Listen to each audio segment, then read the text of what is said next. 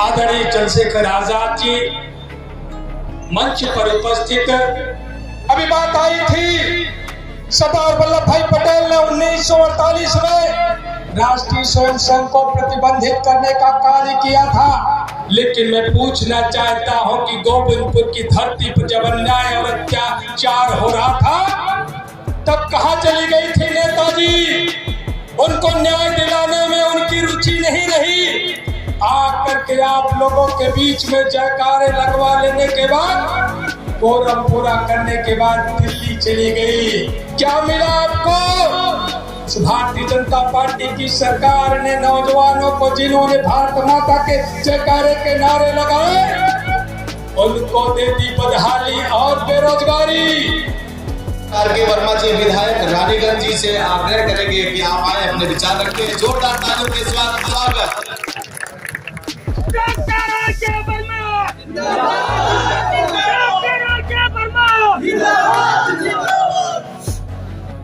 बहुत बहुत शुक्रिया।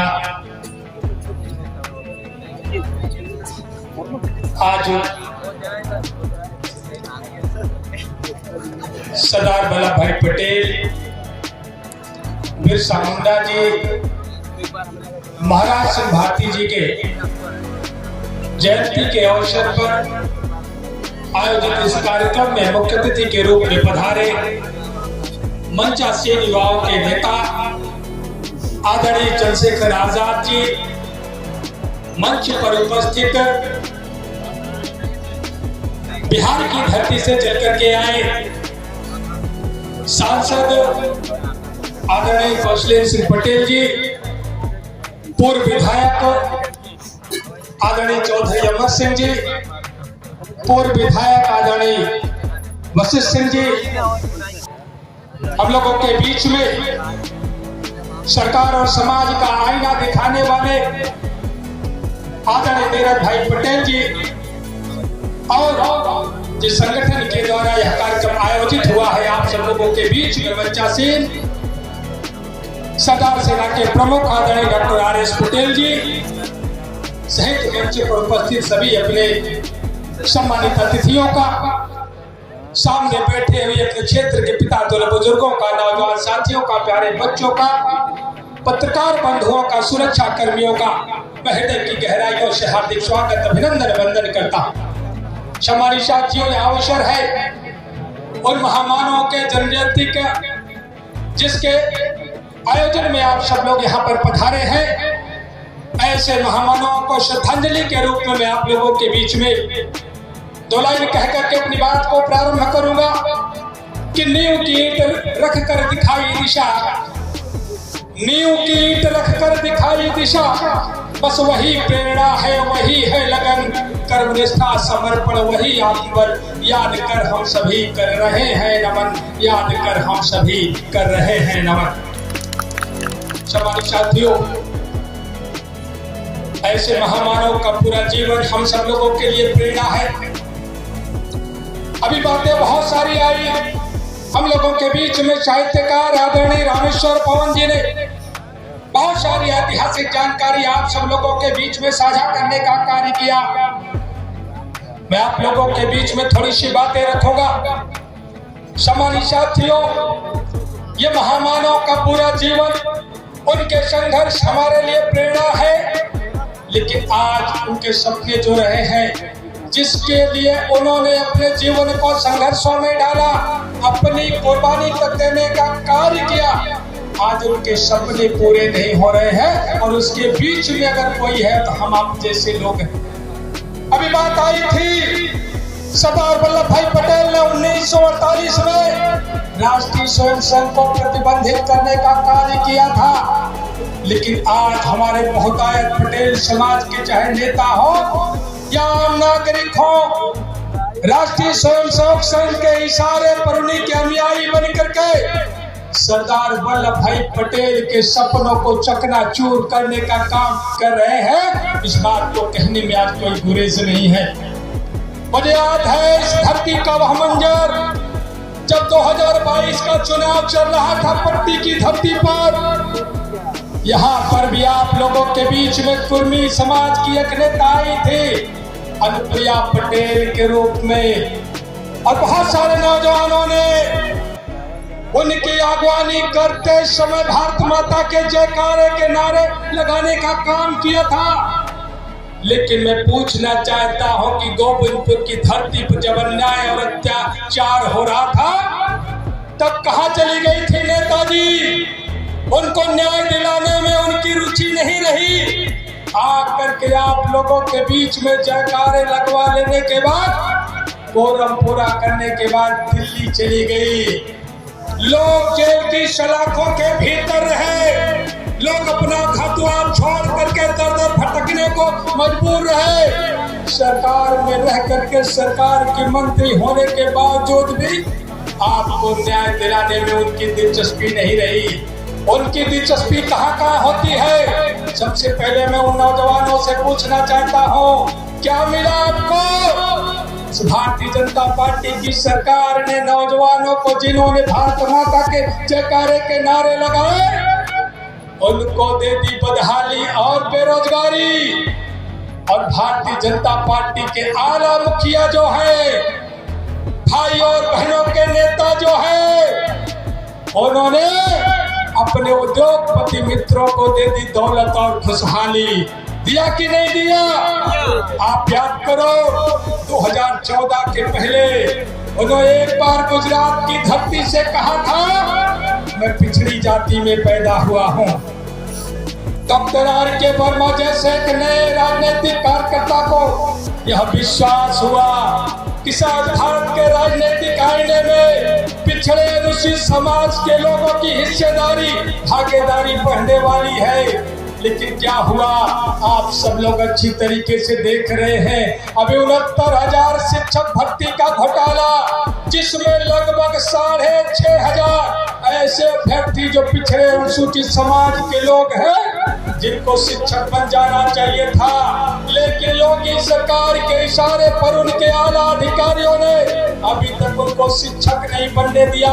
अगर आरक्षण अधिनियम 1994 की धारा 1 की उपधारा 6 का पालन कराया जाता तो 11,500 ऐसे अभ्यर्थी होते हैं जिनको शिक्षक बनना चाहिए था।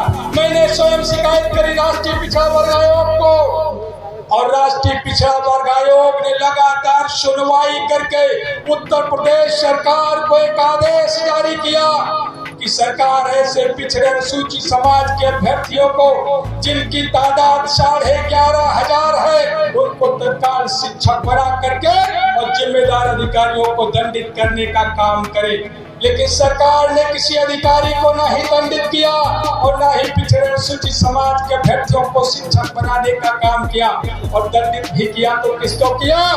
एक बार गोरखपुर विश्वविद्यालय में भर्ती हुई पिछड़े अनुसूचित समाज के लोगों की भागीदारी वहां पर शून्य रही। वहां से पोस्ट जारी होती है और लिखी जाती है कि बाबा योगी आदित्यनाथ जब से उत्तर प्रदेश के मुख्यमंत्री होते हैं, तब से पिछड़ी जातियों का आरक्षण गोरखपुर विश्वविद्यालय में खत्म हो जाता है। इस पोस्ट को शेयर करने का काम अमर सिंह पटेल ने किया, और बाबा योगी आदित्यनाथ को जब पता चल गया तो उन्होंने अमर सिंह पटेल को बर्खास्त करने का काम किया।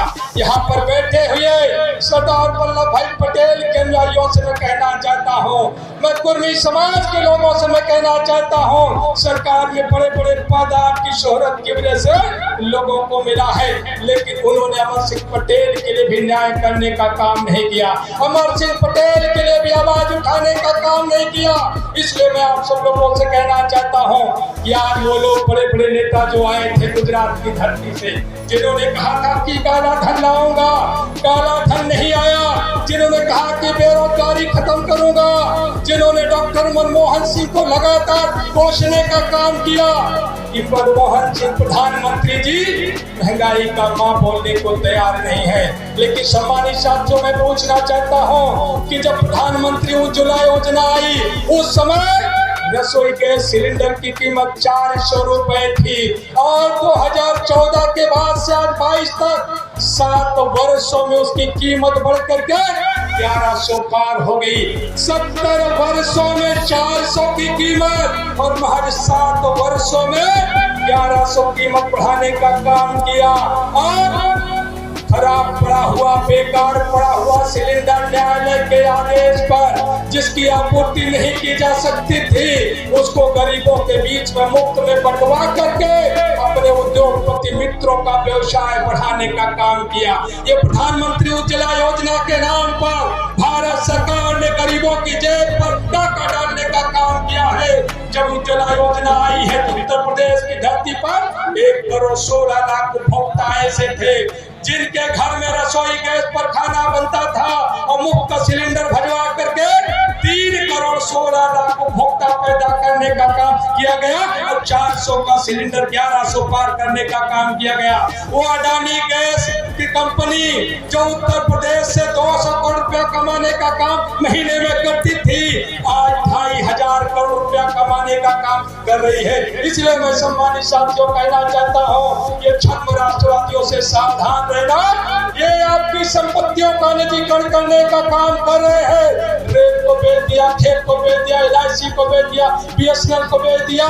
मैं आप लोगों से पूछना चाहता हूँ, क्या संपत्तियों को बेचना, जो सरकारी संपत्ति है उसको बेचना राष्ट्रवाद है? यह आपको सवाल करना होगा।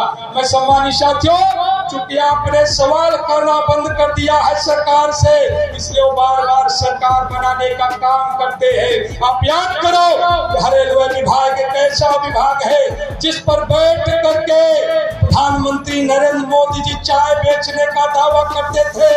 प्रधानमंत्री बनने के बाद सबसे पहले रेल के उसी प्लेटफॉर्म को बेचने का काम किया है और पूरा रेल का निजीकरण कर दिया।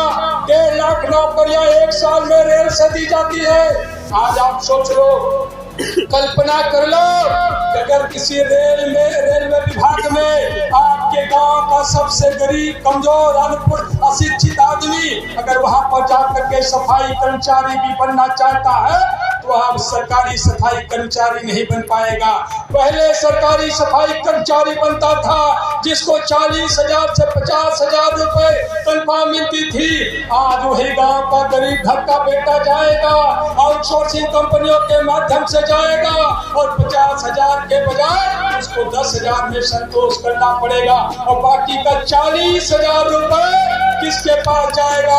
अडानी की संपत्ति बढ़ाने के काम आएगा।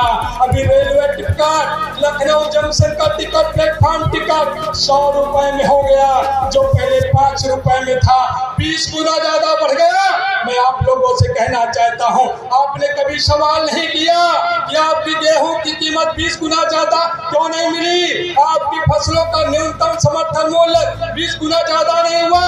आज तक सरकारों ने 1%, 2% हमेशा बढ़ाने का काम किया और उद्योगपतियों का, जिनका व्यवसाय बढ़ाने का काम सरकार कर रही है, उनके उत्पादों की कीमत को लगातार 2 गुना 3 गुना कीमतें बढ़ाने का काम किया जा रहा है। इसलिए सम्मानित साथियों, आप सब लोगों से एक ही आह्वान के साथ, ये सामंतवादियों की धरती है जनपद प्रतापगढ़ में। आप सब लोगों ने जिस तरीके से उन सामंतियों की ताबूत में कील ठोकने का काम किया है, इसको अनवरत जारी करके रखना। हम सब लोग आपके साथ कंधे से कंधा मिला करके हमेशा लड़ने का काम करते रहेंगे, लेकिन इन छद्म राष्ट्रवादियों के बहकावे में मत आना।